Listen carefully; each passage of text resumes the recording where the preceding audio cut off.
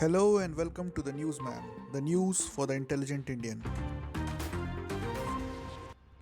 In our top story, the government releases Economic Survey 2023.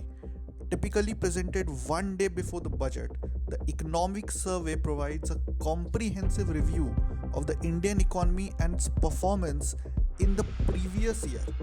So it is like a report card underlying the economic trends and challenges facing the country, while the budget is the upcoming year's annual plan.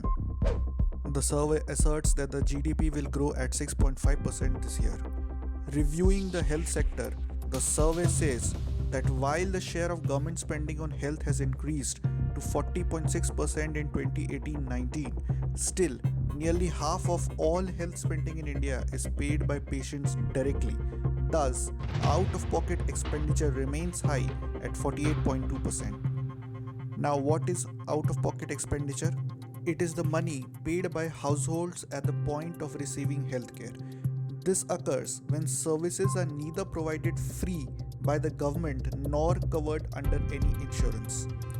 The survey cautions that the government's flagship program 𝗪𝗵𝘃𝗀𝗵𝘁 𝗀𝗵𝘃𝗀𝗃 is falling short.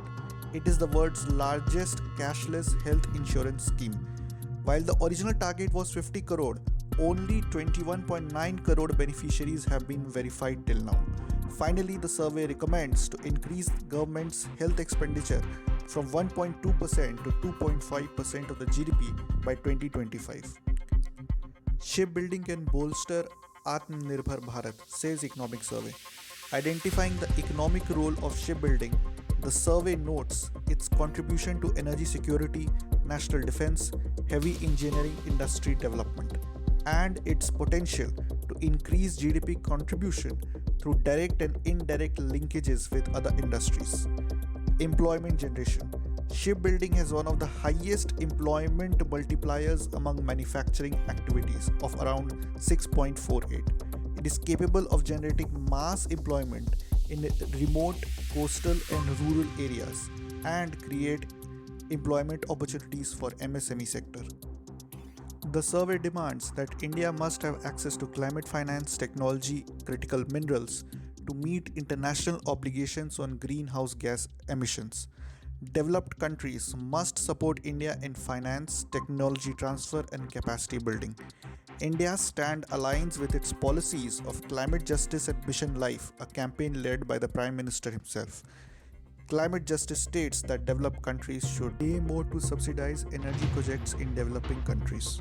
Share of education in budgetary allocations have fallen over the past 7 years, from 10.4% to 9.5%. Though school dropout rates have improved since 2013-14, there have been some reversal of gains since the COVID-19 pandemic, especially in the younger classes. The survey predicts that the domestic pharma market will touch $130 billion by 2030.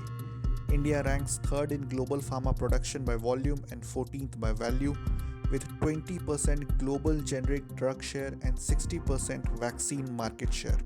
In financial year 21, pharma exports grew by 24% due to COVID-19 demand, and it was exported to 150 countries. Sounding caution, the survey says exports are slowing down and likely to moderate along with the probable global economic slowdown. The survey forecasts electric vehicle sales to touch 1 crore units by 2030. This would create 5 crore jobs. Faster inflation led to negative real growth in rural wages. Basically, this means that while there has been an increase in rural wages, but since inflation was high, so in reality, rural wages have had a negative growth.